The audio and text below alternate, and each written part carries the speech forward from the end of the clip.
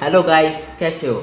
जय हिंद। मेरा नाम है जशन नायक और आज हम बात करेंगे from complaint, journey from complaint to judicial custody, मतलब ट्रायल्स तक पूरा वो जो प्रोसेस होता है वो क्या होता है। तो आज हमारा वीडियो थोड़ा लॉ एंड लीगल साइंसेस के बारे में है।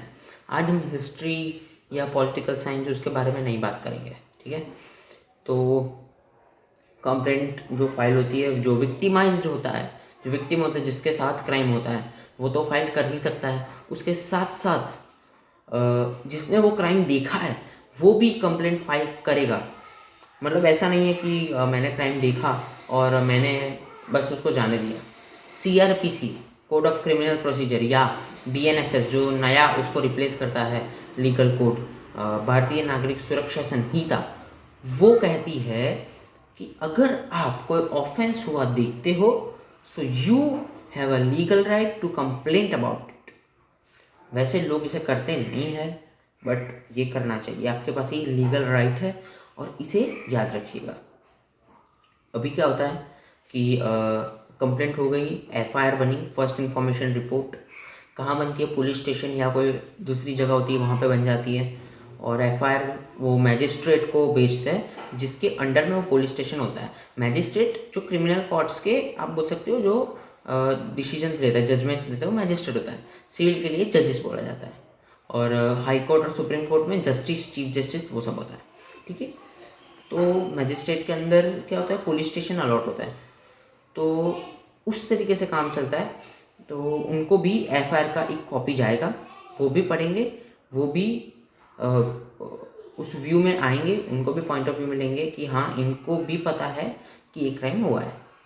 फिर इन्वेस्टिगेशन चालू होता है। अगर कॉग्निजेबल ऑफेंस है, कॉग्निजेबल ऑफेंस क्या होता है? जो सीरियस क्राइम्स होते हैं, जिसमें पुलिस बिना कोर्ट के ऑर्डर अरेस्ट कर सकती है, जो सीरियस क्राइम होता है, मर्डर हो गया, रेप हो गया, करप्शन हो गया, तो ये जो सारी चीज़ें हैं वो कॉग्निजेबल ऑफेंस है। और ऐसी बहुत सारी चीज़ें, थ्रेट हो गया, टेररिज्म, या बहुत एक्सटॉर्शन हो गया, सब कुछ।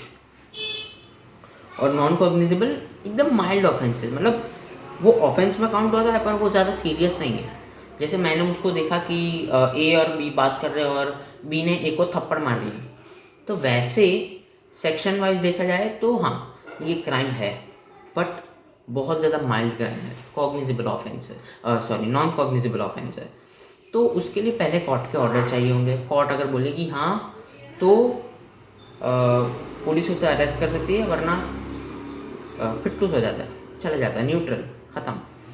कोर्ट अगर रिजेक्ट कर देती है तो अभी क्या होता है? अगर कॉग्निजेबल ऑफेंस है तो इंक्वायरी बैठती है, मतलब इन्वेस्टिगेशन होता है, अक्यूज होता है, उसको अरेस्ट किया जाता है। 24 hour is the minimum time to put him in the custody. Custody, police custody में अक्यूज को 24 घंटे तक ही रखा जाता है। फिर क्या होता है? वो लोग उस 24 घंटे में एक पंचनामा रेडी करते हैं, मतलब वो ग्राउंड रिपोर्ट रेडी होती है कि क्या था, क्या नहीं था, ये सैंपल मिला, ये सैंपल नहीं मिला, ये सारी चीज़ होती है।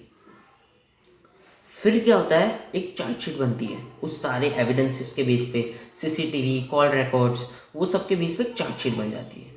अब जो चार्जशीट बनती है, उसके बेस पे वो जो इंसान है, जो अक्यूज्ड है, उसको जुडिशियल कस्टडी में भेजा जाता है। जुडिशियल कस्टडी मतलब जेल, मतलब सेंट्रल जेल और सब जेल्स। सब जेल्स होती है, रूरल एरिया हो गया या छोटे टाउन्स हो गए, उसके अंदर सब जेल्स होती है। सेंट्रल जेल बड़े बड़े मेट्रोपॉलिटन सिटीज़ है, बड़े बड़े स्टेट्स है, उसमें सेंट्रल जेल्स आती है। जैसे सूरत है, तो सूरत के अंदर आती है लाजपुर सेंट्रल जेल। या मुंबई में देखो तो येरवाड़ा हो गया, ऊपर जाओ तो तिहाड़ हो गया नॉर्थ में। तो ये सारी सेंट्रल जेल्स है, बड़ी जेल्स है। तो मेट्रोपॉलिटन सिटीज़ और स्टेट्स के अंदर सेंट्रल जेल्स होती है। अभी बात करेंगे हम कि अगर 24 आवर्स में इन्वेस्टिगेशन कंप्लीट नहीं होता है तो क्या होता है।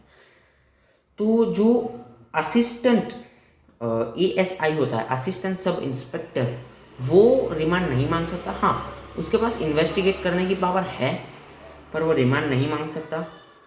रिमांड मांगने के लिए पुलिस इंस्पेक्टर होना ज़रूरी है, या फिर उससे कोई भी ऊपर की कैडर की रैंक होनी चाहिए, मतलब ACP, DCP, वो सारी बड़ी बड़ी रैंक्स जो होती है, जो आईपीएस के अंदर आती है, वो सारी रैंक्स। पुलिस इंस्पेक्टर भी कर सकता है ऑफकोर्स। तो इन्वेस्टिगेशन जो हो, इन्वेस्टिगेशन हो गई, चार्जशीट बन गई, फिर अगर कंप्लीट नहीं होता इन्वेस्टिगेशन तो रिमांड मांगता है कोर्ट। अगर हाँ बोलती है कि हाँ तुमको टाइम देता है तो मैक्सिमम 14 डेज़ का टाइम होता है।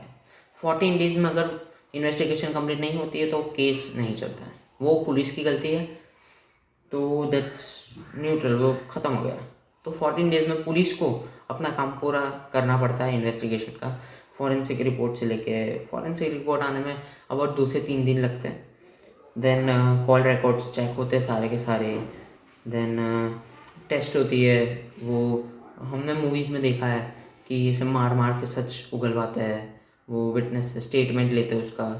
तो हाँ, ऐसा बहुत सीरियस क्राइम्स में ऐसा फॉलो होता है, बाकी इतना ज़्यादा मारते नहीं है। अभी बात करेंगे बेल के बारे में। आपने सुना होगा कि एक्स एक्टर है, वो जा रहा है और उसने कोई क्राइम किया और उसको बेल भी मिल गई। तो बेल भी इनकॉग्निजेबल ऑफेंस के सेक्शंस में आता है। Bailable offence, non bailable offence. Bailable offence में कौन सा ऑफेंस आएगा? जिसमें बेल मिल सकती है। नॉन बेलेबल में जिसमें बेल नहीं मिल सकती। अब क्या होता है कि 7 ईयर्स अगर मिनिमम पनिशमेंट है या उससे ऊपर की है, 14 ईयर्स मैक्सिमम, तो उसके लिए बेल नहीं मिलेगी। बट 3 ईयर्स के अंडर में है और 5 ईयर्स के अंडर में है तो police can give the bail, और वो पुलिस स्टेशन में ही मामला ख़त्म हो जाता है। तो क्या होता है कि जैसे ए पर्सन ने क्राइम किया, उसको अरेस्ट किया, अभी क्या हुआ, मैं जो हूँ वो उसे बचाने के लिए पुलिस स्टेशन चला गया। अब मैं उसकी जिम्मेदारी पूरी लेता हूँ, उसके बदले में मैं क्या दूंगा? पैसे दूंगा या प्रॉपर्टी दूंगा, कुछ भी ऐसे गिरवी के लिए बोल सकते हो आप। तो ऐसा सच में होता है और मैं उस पर्सन को बेल पे ले सकता हूँ, मतलब कस्टडी से बाहर हो जाएगा वो। तो इसमें कोर्ट कहीं पे नहीं आती। कोर्ट कब आती है? जब पुलिस ना बोल देती है एंड देन कोर्ट में केस चलता है और फिर बेल के लिए 2 लॉयर्स अपने आप को प्रूव करना चाहते हैं, तो वो सब में वो बेल मिलती है अगर पुलिस स्टेशन में ना बोल देती है तो। और अगर 7 साल या उससे ऊपर का ऑफेंस है, मतलब 5 साल के ऊपर से 14 साल तक, तो पुलिस ज़्यादातर डिनाइल में ही देती है, पर उसको डिनाई करने के लिए रीजंस भी देने पड़ते हैं कि जैसे रिपीटेशन ऑफ क्राइम, जो क्राइम के वो रिपीट कर सकता है, या फिर उसकी हैबिट अच्छी नहीं है, इन्वेस्टिगेशन अल्टर कर सकता है, तो ये रीजंस दे के वो लोग बेल नहीं देते हैं। और सीरियस क्राइम में तो बेल नहीं ही मिलती है, क्योंकि उसमें 7 साल के ऊपर की ही पनिशमेंट मिलती है, 10 ईयर्स की, 14 ईयर्स की, 12 ईयर्स की, ऐसी उस पर अलग अलग सेक्शंस लगते हैं। तो उतना डीप तो हम जाएंगे नहीं, ये हमने सिंपल वे में समझा कि एक विक्टिम या कोई दूसरा आदमी कंप्लेन करता है तो क्या क्या प्रोसेस फॉलो होती है, कौन कौन लोग इन्वेस्टिगेट कर सकते हैं, जुडिशरी इन्वॉल्व कैसे होती है, और फिर बेलेबल ऑफेंस और नॉन बेलेबल ऑफेंस कौन कौन से है, और लास्ट में जुडिशियल कस्टडी क्या है। तो हमने ये सब कुछ एकदम शॉर्ट में जान लिया है, और ये जानना बहुत इम्पोर्टेंट है हर एक सिटीज़न के लिए, ठीक है। So thank you for today's video. I am Jashan Nayak. Subscribe for more informative legal, political and historical videos.